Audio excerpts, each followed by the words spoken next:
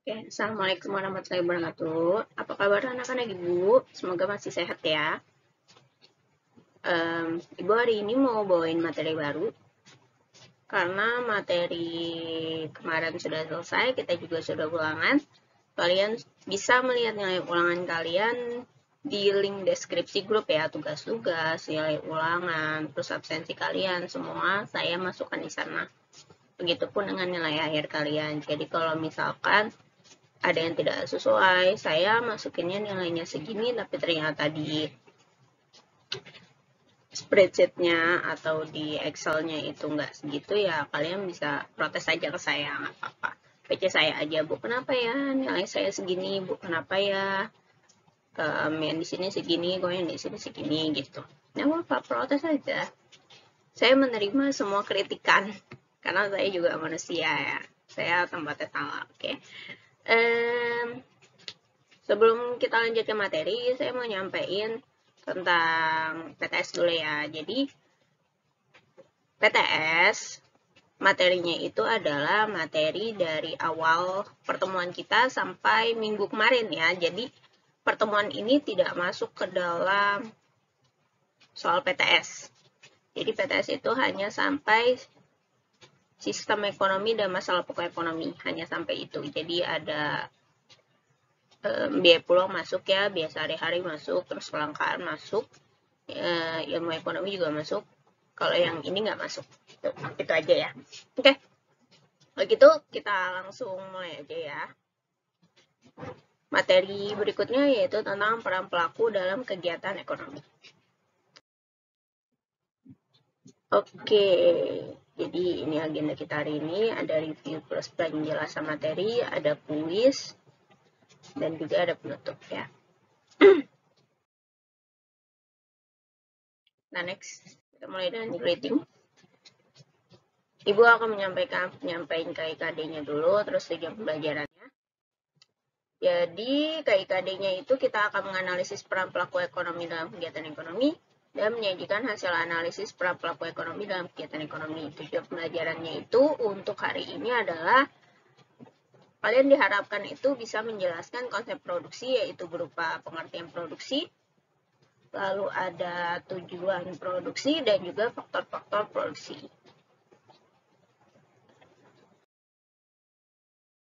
Oke, kita review dulu ya sebelum kita masuk ke materi, biar kalian mengingat lagi nih kemarin udah belajar apa aja ya.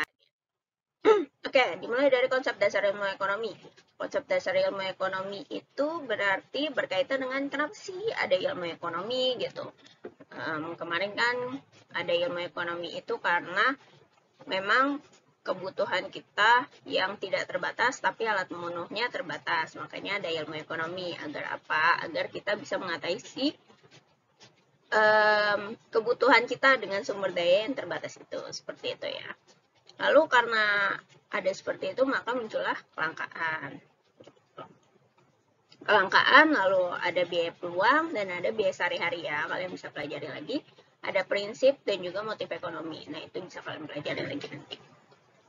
Lalu masalah ekonomi.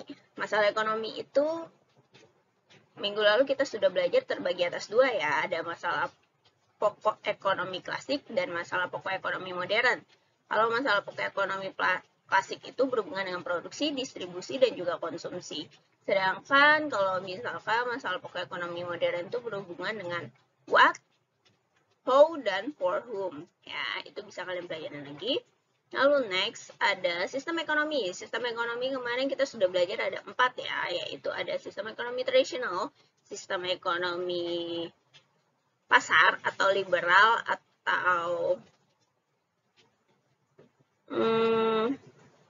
kapitalis.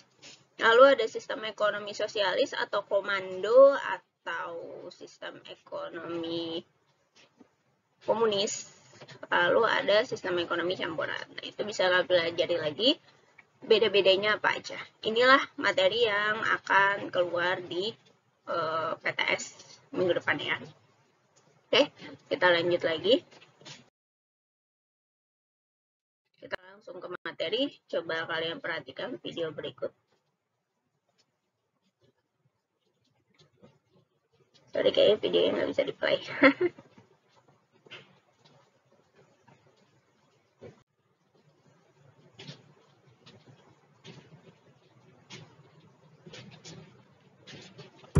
Halo semuanya. Perkenalkan, saya Profesor Po. Saya ingin bercerita tentang ekspedisi seru yang dialami si botol Pocari Sweat.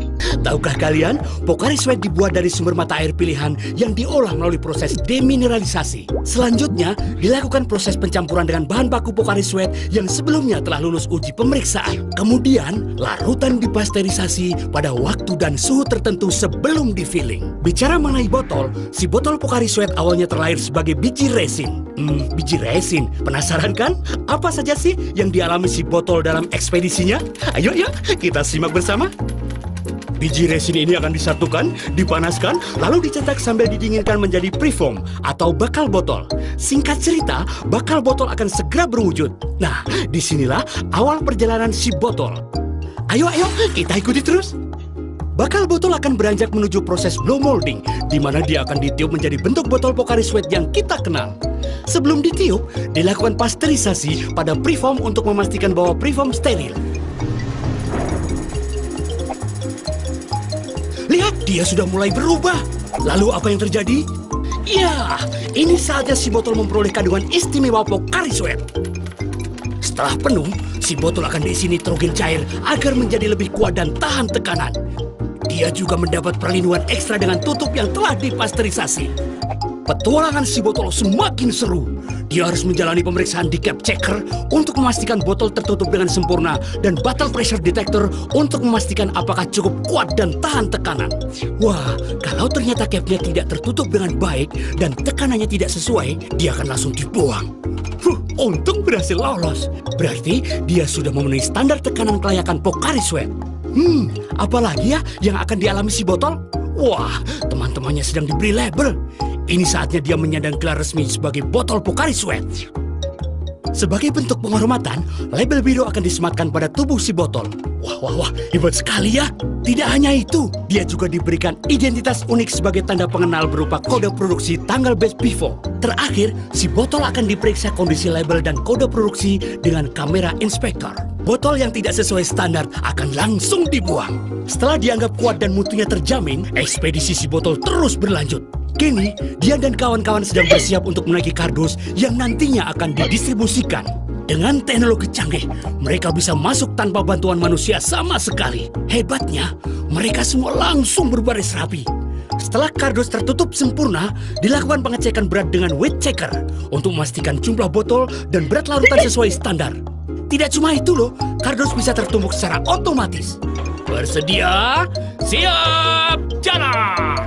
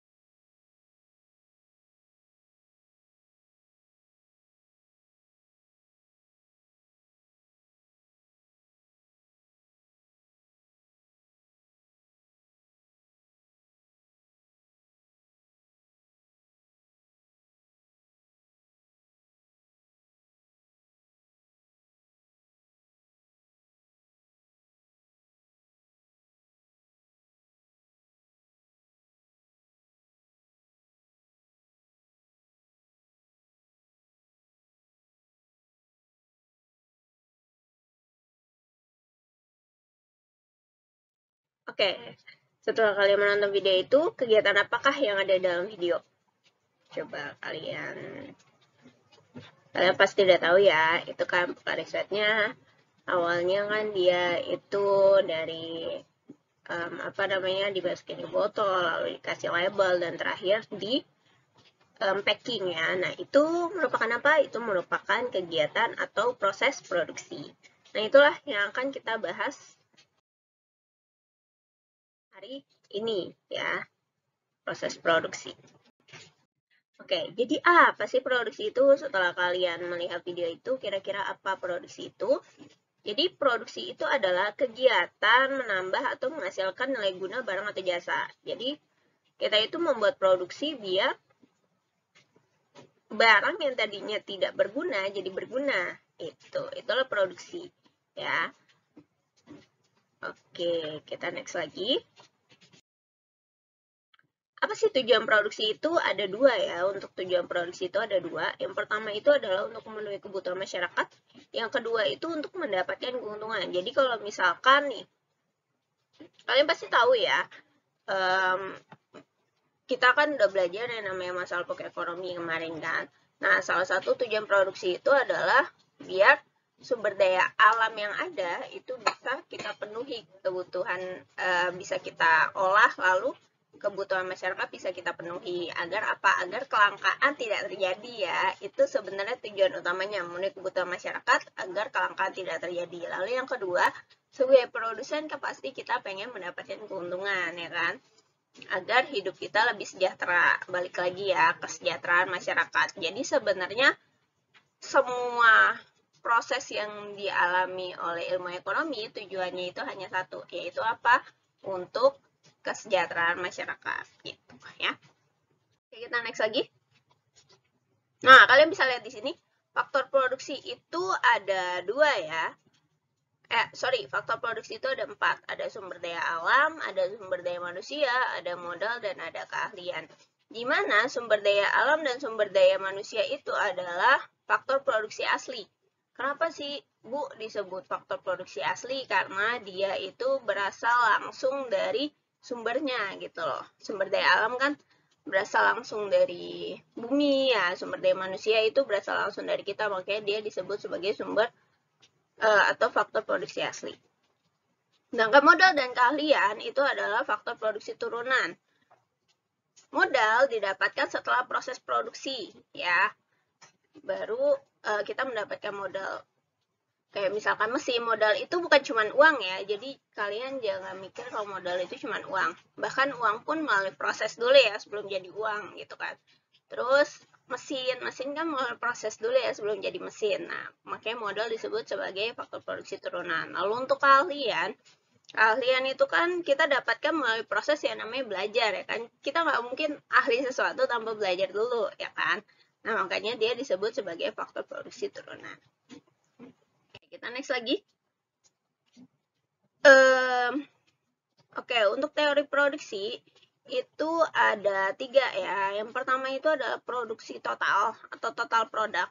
Apa sih total produk itu? Total produk itu adalah jumlah unit yang diproduksi selama waktu tertentu, atau singkatnya adalah TP.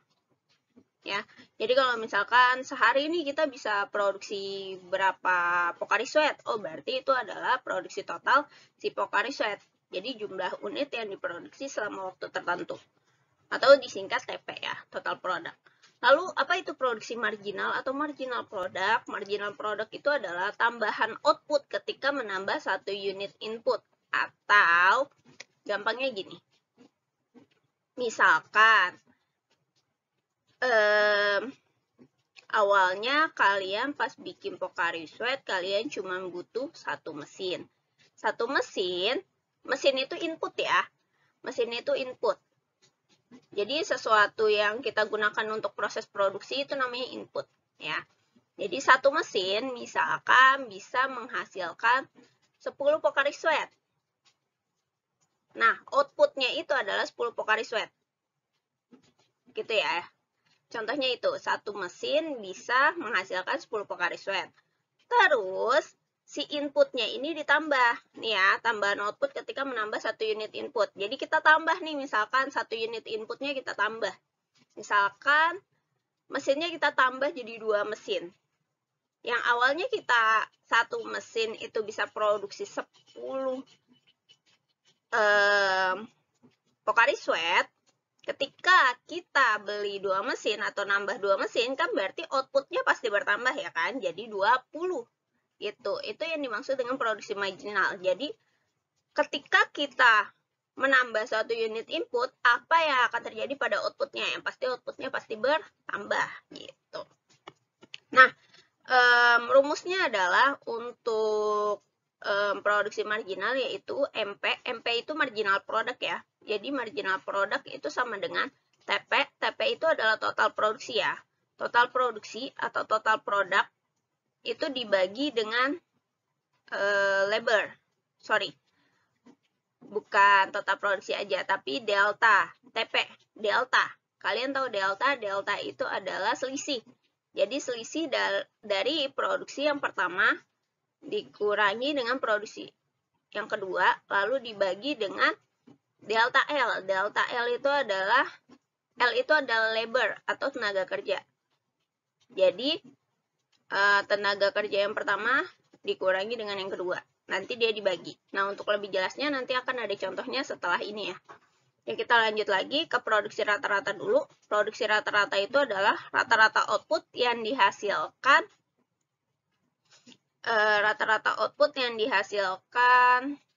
suatu produksi ya. Jadi rata-rata output yang dihasilkan oleh suatu produksi. Nah, rumusnya itu adalah AP. AP itu adalah average product.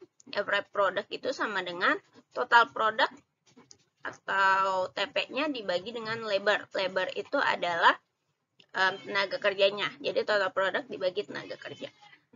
Oke, ini kalian catat aja dulu, nanti untuk lebih jelasnya, untuk contohnya ada di slide berikutnya, oke? Kita lanjut.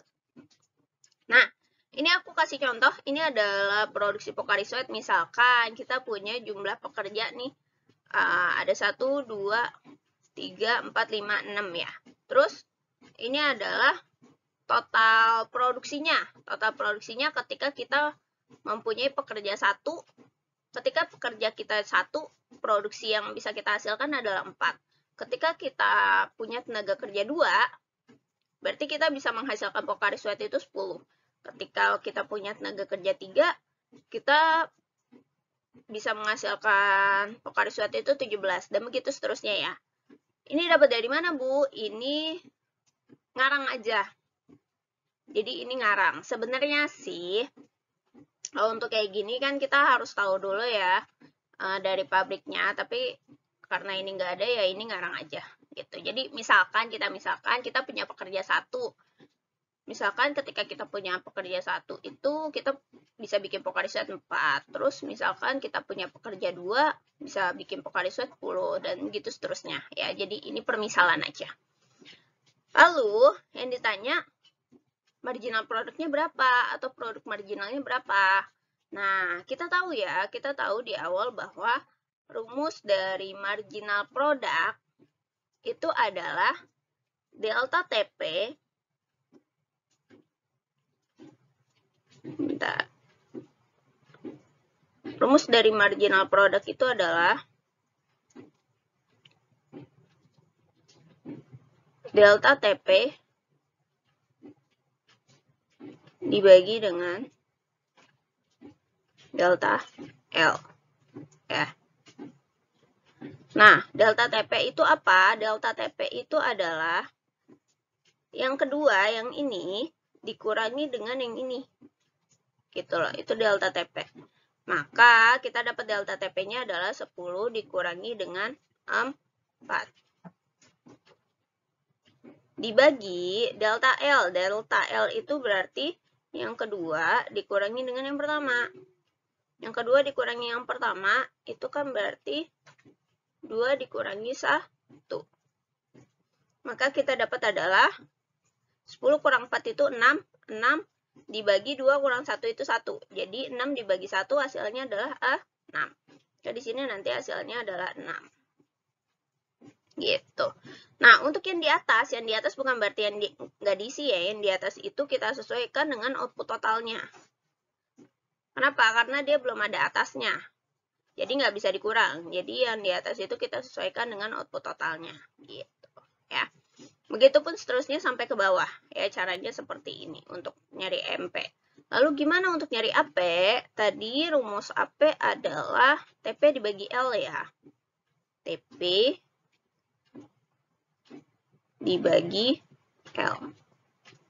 Nah, kita bisa lihat di sini, kita punya TP-nya adalah 4, lalu L-nya adalah 1, berarti kan 4 dibagi 1 ya. 4 dibagi 1 adalah 4. Berarti kita bisa tulis di sini, AP-nya adalah 4. Lalu di sini, kita bisa lihat TP-nya 10, L-nya 2, 10 bagi 2 di sini berarti adalah 5. Dan begitu seterusnya. Gitu. Paham ya? Nanti hasilnya akan jadi seperti ini. Nah, ini hasilnya nih. Kalian bisa lihat di sini. Produk marginalnya 467, 653, lalu produk rata-ratanya 45, 5,7. Nah, ini kalian bisa hitung sendiri, pasti hasilnya sama. Oke, kalian bisa lihat dari produk rata-ratanya, kalian bisa lihat di sini. Produk rata-ratanya dan AP-nya awalnya meningkat ya. Kalian bisa lihat produk rata-rata, AP, dan MP-nya awalnya meningkat. Kalian bisa lihat dari 4, 5, 5,7, 5,8, lalu ini dari 4, 6, 7, awalnya meningkat ya. Lalu di titik tertentu, dia menurun. Titik tertentu dia menurun nih. 6, 5, 3. Ya, 6, 5, 3. Di titik tertentu dia menurun nih. Ya, di titik tertentu dia menurun. 5,8, 5,6, 5,2. Ya, di titik tertentu dia menurun. Nah, ketika dia menurun, itu disebut dengan the law of diminishing marginal utility ya. Ini nggak kelihatan, sorry ya. Di titik di mana produk marginal menurun dari 6, dari 7 ke 6, lalu ke 5, lalu ke 3, itu disebut dengan the law of diminishing marginal utility. Apa tuh the law of diminishing marginal utility, Bu? The law of diminishing marginal utility itu adalah hukum di mana produk marginal yang awalnya meningkat, lama-lama dia menurun. Itulah the law of diminishing marginal utility. Kalian bisa lihat di sini ya, awalnya dia meningkat, lama-lama dia menurun. 6, 5, 4, 3. Ini juga sama, awalnya dia meningkat, lama-lama menurun. Tapi yang kita lihat bukan ini ya. Yang kita lihat adalah yang ini. Gitu. Gitu ya.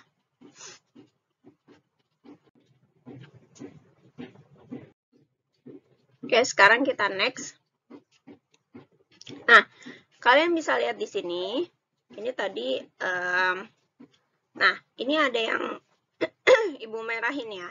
Yang ibu merahin itu adalah saat terjadinya the law of diminishing marginal utility. The law of diminishing marginal return. Jadi saat terjadinya penurunan produk marginal, itulah saat dimana the law of diminishing marginal return itu the law of diminishing marginal return itu terjadi ya.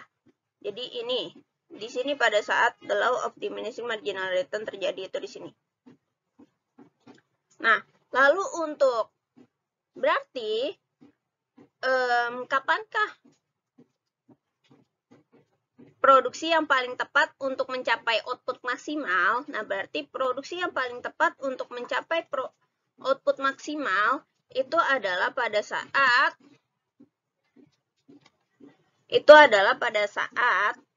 jumlah pekerjanya itu 3 dan output totalnya adalah 17. Produk marginalnya 7. Dan produk rata-ratanya adalah 5,7. Ini pada saat inilah saat dimana produksi kita bisa mencapai maksimal.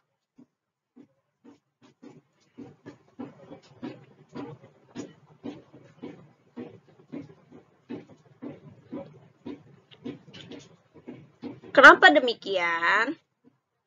Kenapa yang 3, yang jumlah tenaga kerjanya 3, kita baru mencapai produksi maksimal? Karena kita melihat dari produk marginalnya. Produk marginalnya itu paling tinggi ada di ketika jumlah pekerjanya 3, outputnya 17, dan produk marginalnya 7. Setelah itu produk marginalnya menurun. Nah, saat paling tinggi di produk marginal kan berarti di 7 ini. Maka produksi maksimal itu terjadi di sini. Gitu. Ya, kalau the law of diminishing marginal return-nya terjadi di sini. Gitu. Itu kira-kira ya. Oke. Selesai materi dari Ibu. Jika ada pertanyaan bisa chat Ibu aja ya. Oke, ini tugas kalian hari ini. Silahkan dikerjakan. Ini Ibu bacain ya. Ini agak ketutup.